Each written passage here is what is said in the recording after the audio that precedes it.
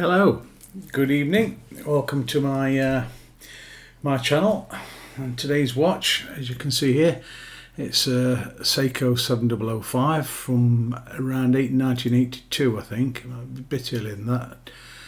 I bought it for a song. It's really cheap, and I bought it because I love the dial and the hands. They're lovely and clean, and I like the circular shape, whereas some of the Seikos are a circle set in sort of a rectangle. But I like that disc shape.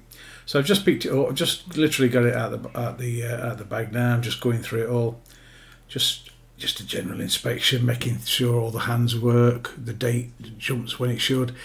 If it's running, excuse me, obviously that's the big one. This one wasn't running. As I started playing with it around here, it kind of came into life a little bit and then stopped. You can see the date change over there. And I just like it, and I got it for less than 35. That's pounds, so but I think about 33. So I had to get it. Put it on the time grapher. That was just a snowstorm. The figures was everywhere, which were no surprises there because it was running very sporadic. So I'm taking the back off now, and I genuinely haven't been it back here. I've never seen it. I don't know what I'm going to find, and I always sort of like this. And what I do find when I open it, nothing dramatic, except for it's really dry. It just looks dry and dusty and bitty. Lots of like, I won't call it grit. That makes it sound a bit heavy, but it wasn't. It clearly needed a service, a clean and lubrication. Everything seemed to work. All what showed the winding mechanism was going there, and it's a straightforward Seiko. The dial case, well, you can see the one there, and the gasket just perished as I took them apart. And I've priced them up because you need to get the right depth, I found, to get it to fit back in case okay. And believe it or not, they're £10 for one. And I thought, bloody hell, that's a bit expensive. So I bought a pack from China for, I think I've got 5 for a tenner or something like that. So fingers crossed. Because all they do is they just hold it down and under a little bit of tension so you don't move around. They're not specifically high tech. So I just took the rotor off. And it's a bit samey, this video, but there is a point to it. It's all on high speed. Some of it's quite fast. I think it's like ×5 because you've seen all this before if you watch my channel. But I did one recently. The spring, my last video was the mainspring to this watch, and I did that just to show the technique procedure I used to put the mainspring in, and it sort of gave me thinking that I just might try and do a little bit more. Not to show you how we do it, because I'm very much learning, but a bit of a procedure how we're supposed to do these things. And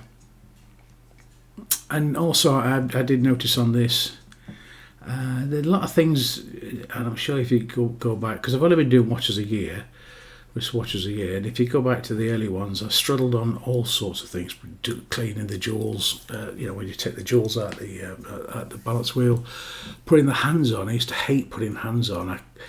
I couldn't do it right, and I've got some good tools now. I've got a lovely workshop full of really good tools that make it easier, and I'm a lot better at the stuff I used to struggle with.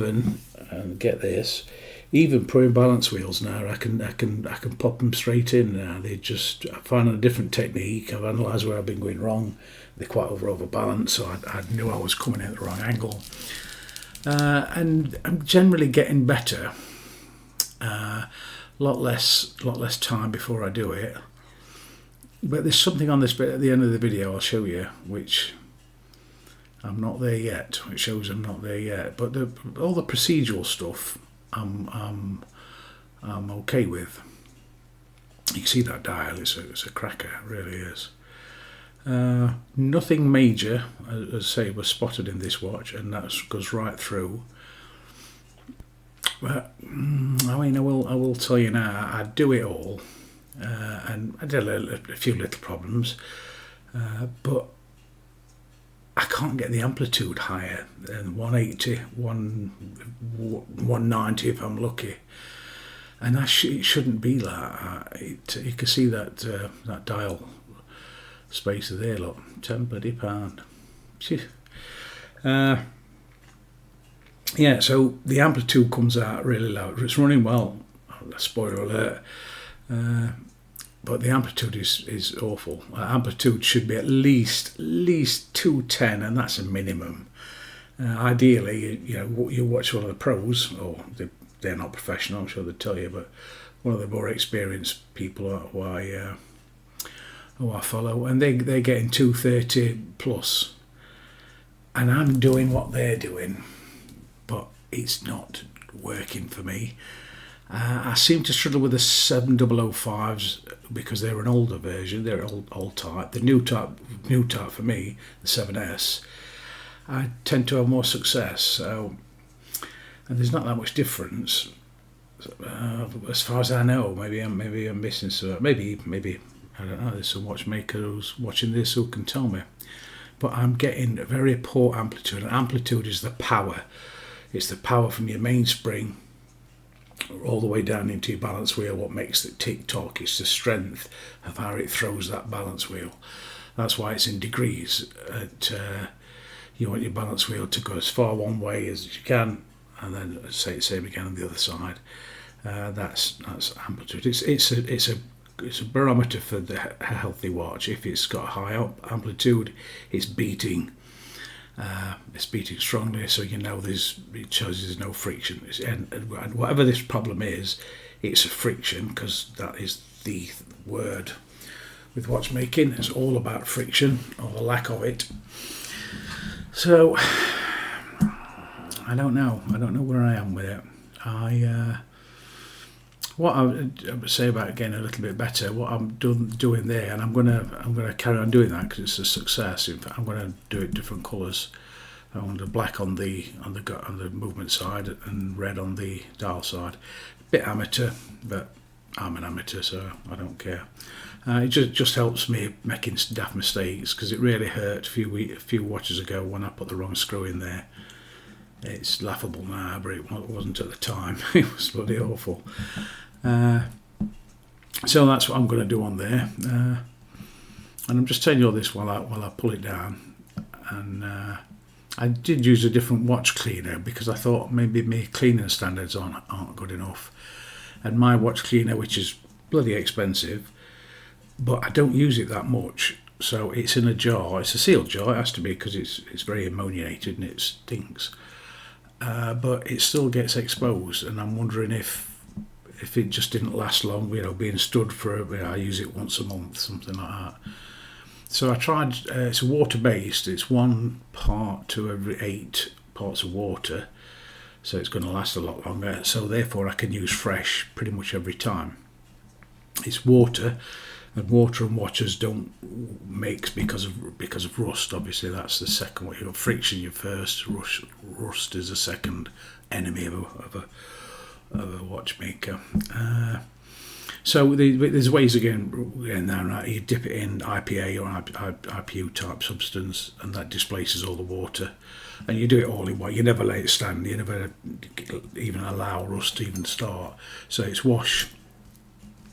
Go through the watch cleaning machine, and it's straight in that, and then straight into the IPA, and then I'll rinse it twice in a different IPA, and then dry it off. You can see the parts there uncleaned. They're all that's pretty much everything all laid out, apart from the screws. On this one, there's a slight ingress of rust just around where the crown is. You can see the light bits of rust, and on the keyless works, I did replace them parts. And also there, what you're looking at there with the jewels on the balance wheel, I'm quite confident doing them now. I can do them, I can whip them out. When I first started doing them, I was losing more than getting them in, but it's not a problem now. So I like that. That's good. That's a good technique. But back to the cleaning. So I trying to make sure I clean it right, and this watch was thoroughly cleaned. It was pre-washed in a tub of hot soapy water, straight out there into the watch cleaner, well, rinsed, straight into the watch cleaner for this new fluid with distilled water and this cleaning fluid, which I think I show later on. And it was clean as I think you could make it. All the pivots were checked, all the pivot holes were checked. They were rubbed with pegwood just to get any surface out, so they were clean. And I don't know. I'm struggling. I need this. This watch should be as I said, 200 plus. I've done watches before. One of the early ones, a very old one, I did. I was getting 280 to 300, which was fantastic. And I'm still getting that now. I don't wear it very long. It's a bit fragile, but an old girl. But so I have done it, but I don't know. That's the next thing I need to work on. So maybe you can spot something I can't. Maybe I'll see something on the video when I watch it back. But you can see with it, I'm oiling all the bits. I did think maybe I'm over oiling it, and too much oil will cause drag, because it's the tiniest amount of force. So potentially that could be a maybe. But overall, a bit frustrating. And I'm going to do it again. Just bring the barrel in there. I do know that the biggest loss, or the biggest part, well, I did read that the biggest area of friction is your barrel wheel. That's you get more loss there than anywhere else. Is the barrel and the pivot. So there, I've greased them in the past with some good quality grease. It's I've got it here actually. It is, let me have a look, it's synthetic grease 9504. So it's expensive stuff, it's top of the range. And I won't get anywhere, so I've used some oil. I've just used 90-20, I believe it is, oil. And it didn't work, it was no better, no worse. So, don't know. But I'll share something at the end, and I might come back to it. If I come back to it, it'll be an interesting product for a YouTube video. I'm trying to try and put a little bit of something I've done before, or something in a bit more detail. So you can see here I'm doing the jewels here. Look, they're the tiniest jewels. You've got a jewel with a hole in it, and then a cap, and then that little like circlip, and it's 2 millimeters wide. Dipping it in some clean IPA, rubbing it with some pegwood, just to make sure you get any crusty old lubricant on it, and then the job is putting it back in, which is good fun. I used to struggle. I used to lose them all the time. It's just it's pretty remarkable, really. And what you see here is, as far as I'm aware, it's not edited for any reason than just to sort of speed it up a bit. But they went in pretty much first time. It's just, you've just got to put a tiny drop of oil on that capstone and bit, and then put the whole jewel, which is, the name escapes now. It's in fact, it's a nice fancy name. And you put them together, and then you pop it in on top of the balance wheel where you can see what I'm doing now. And then you just put the clip on. So, it all good fun. But that's something. I don't know if anybody's watching this who's learning. It does come when you look at this, be doing this now, and then look at one of my early videos, and I guarantee you it's not the same. They're not the same parts. They've gone on AWOL. I did find a few actually. I've found a few as I've been looking for other parts, but I used to lose them regular. But flying now. The other sort, the 2-prong sort, I can do. I'm not as confident as I am with these, but yeah, they're going all right. But anyway, I get it all in.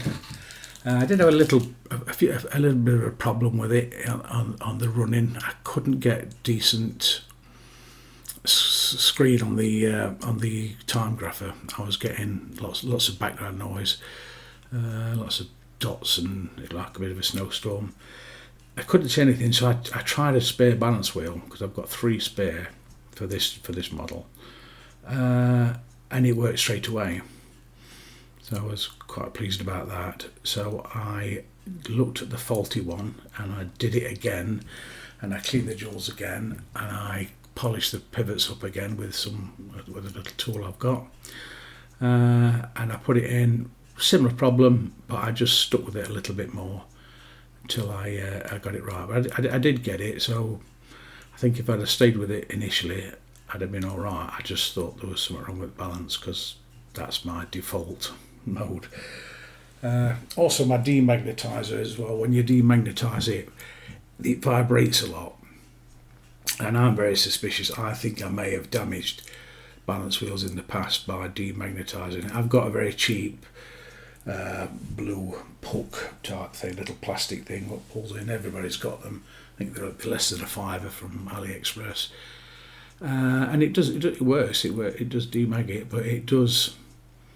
I don't know, the field, it does cause a bit of vibration. So I have bought myself a decent one, a good one. I haven't got it yet, so that's something else I'm looking at. Oh, you can see me putting I think I'm putting a jewel in on there. Can't see the screen very well on this angle. But yeah, so the demagnetizing it might work. That may have caused a few problems with balance wheels. But getting them in and out now, it's not an issue. I swap these around to just to rule it out, I suppose. And that's the babies. Very hard to film these are, because I've got to get my head right over. So the overhead camera is no good. So my phone camera needs a little bit more weight to get you a good angle, but that's what I'm working on next. Just some good shots and me changing the balance wheel jewels. It's normally the balance wheel jewels on the watches I work on, a 17 jewel watch. It's pretty standard. There is some Seikos where they have a different type and they're very small. I've got to be honest with you, I don't touch them. It's a similar arrangement, but it's only 2-pronged, and they're like half the size of that, and they are tiny. So I get a small bit of very, very fine wire and go inside from the back of the case, give it a little rub, and then put plenty of cleaner in there, and then a drop of oil. So they do get a clean, and I'll have a go one day. So here we are. You can see me getting that in. I tried to get the best shot I could of putting the balance in, so that you'll see me coming up later.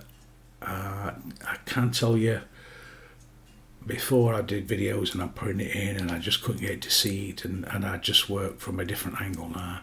I come in from 180 degrees with my view. I come in almost from the crown, and I don't put that sort of 45-degree turn on, and I've only been copying that because that's what I've seen people do. I go straight in almost directly from the top. I have the palette fork as I'm looking at it to the right, and I can see the pivot right next to the hole, and I just line it up a lot easier, and it's just you still get a buzz when it goes, when it starts up. It's a nice feeling, but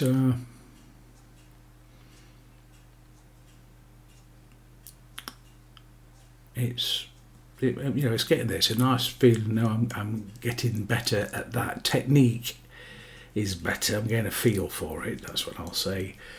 However, as I've said, I'm missing something, and I don't know what it is. It's not the cleanliness.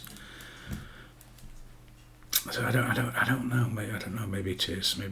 I mean, I did go through my palette forks. I've got several palette forks now, and some of those stones were misaligned, and they are the pallet fork is a tiny piece with 2 jewels on each end, like a sort of inverted T. And I did notice some of them. I only noticed under the microscope, but they weren't perfectly lined up. So I store them as something to look at later. But you can see there I've got the balance in, and I have a little fishing around with it.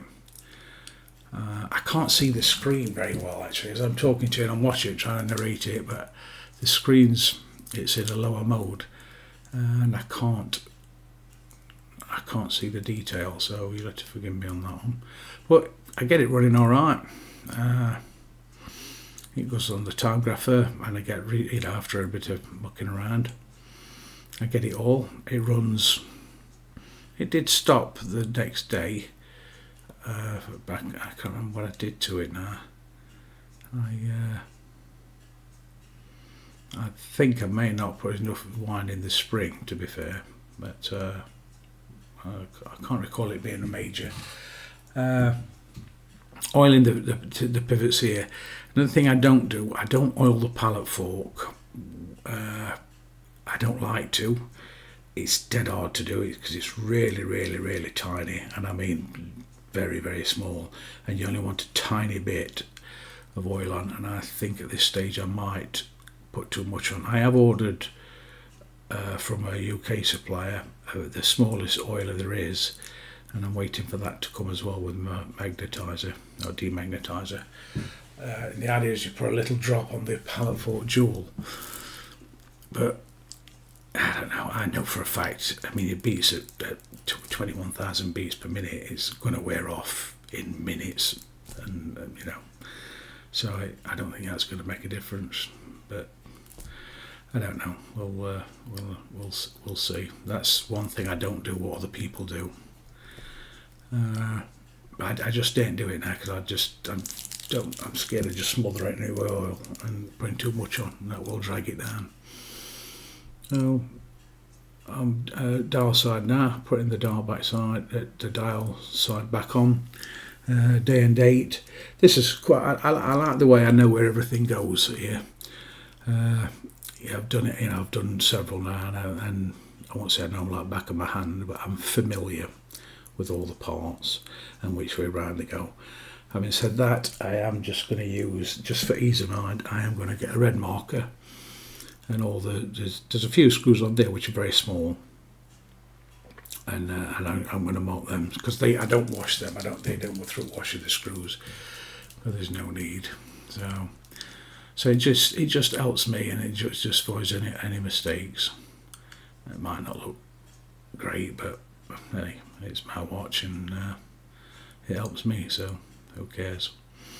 But this all goes on quite easy. This differs from the later model, the more modern, the 7S, because this pushes in. You should be crying in, and it forwards the day, and you do get a lot of problems. I've had a lot of problems with this, and I did find out what was happening. I was using wrong screws. Those screws I'm putting in there, and the head was actually rubbing on the disc, the day disc, causing a lot of drag.